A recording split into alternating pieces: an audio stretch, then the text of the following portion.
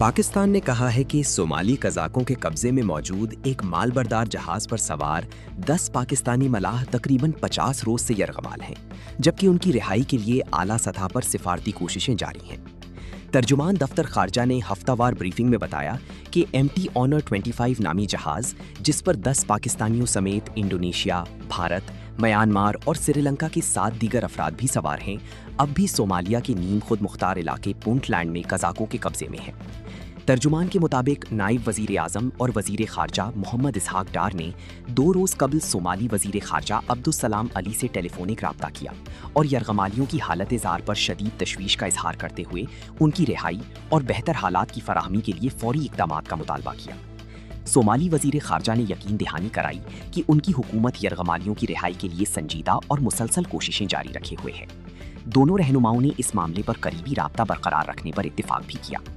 دفتر خارجہ کے مطابق پاکستان نے اس معاملے پر اسلام آباد میں صومالی سفیر کو طلب کیا، جبکہ موگادیشو میں رابطوں کے لیے جبوتی میں پاکستانی سفارت خانے کی ٹیمیں بھی متحرک کی گئی ہیں۔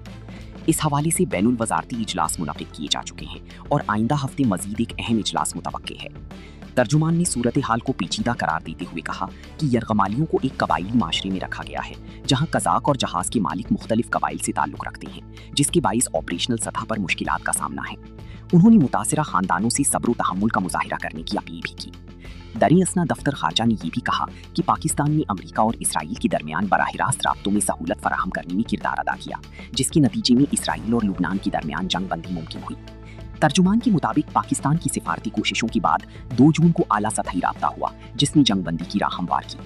ادھر وزیر اعظم شہباز شریف نے ایک بار پھر اس عزم کا اعادہ کیا ہے کہ پاکستان امن، مکالمے اور سفارتکاری کے راستے پر گامزن رہے گا، کیونکہ پائیدار امن کا حصول تشدد کی بجائے مذاکرات سے ہی ممکن ہے۔ We are engaged with the Somali authorities and the ship owner, both of whom are engaged with the pirates to secure their early release, and of course the relevant tribes in the Puntland region of Somalia.